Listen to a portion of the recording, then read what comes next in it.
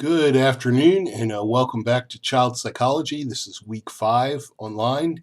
I hope you're enjoying this class as much as I am. It's always great to do this online because our interaction is primarily about these issues and dealing with these issues and discussing them and having differences of opinion. To me, that is what education is all about. I love sharing my opinion and I love hearing other people's opinions and their stories, reading about you and your kids and your experiences as kids and all that.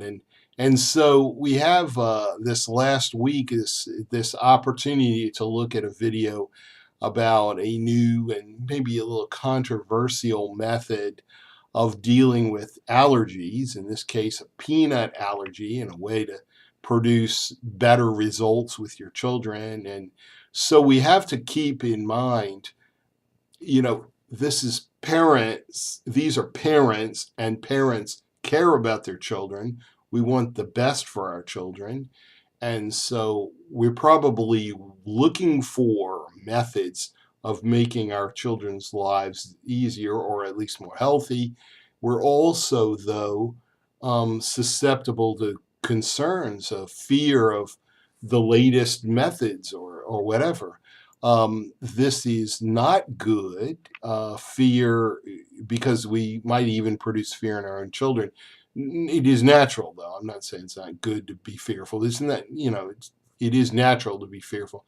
And so we're stuck in this conundrum with new methods, okay? First of all, we have to say, is this really a problem?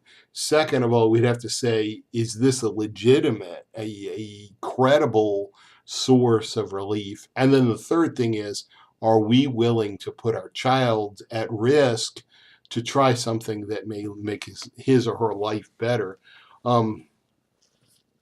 So I have, we've had quite a range of answers. I like Catherine's view of the promising nature of this treatment. Isn't that what we would want as parents, is to go after the promising treatments, especially if they're scientifically backed.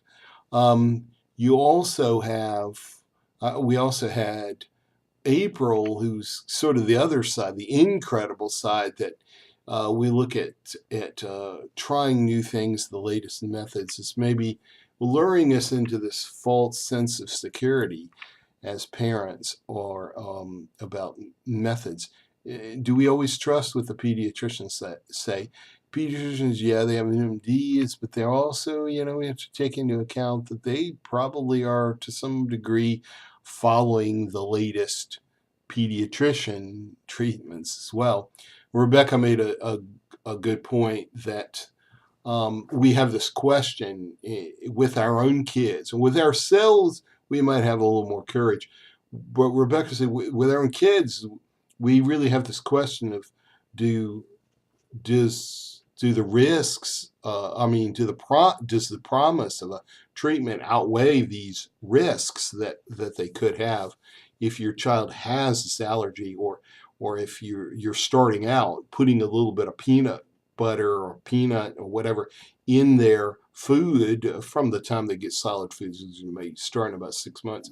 Is this going to help them with their allergies, or do we run the risk of making things really worse? And Maya, um, you had the positive view of proceed and hopefully it works and all this. Try new things, but with allergies, we might want to hold back. Like allergies, you don't really mess with allergies.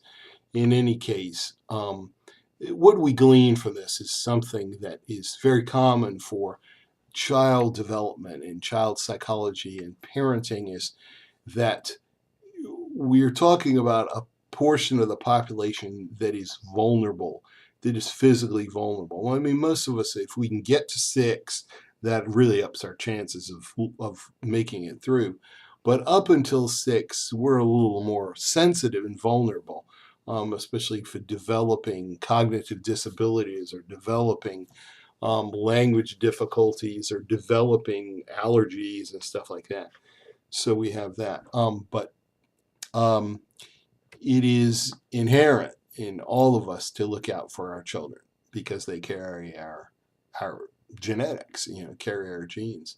In any case, I hope you all have a great week as you continue to consider these questions of child development and the psychology of a child and how we as adults can positively influence children.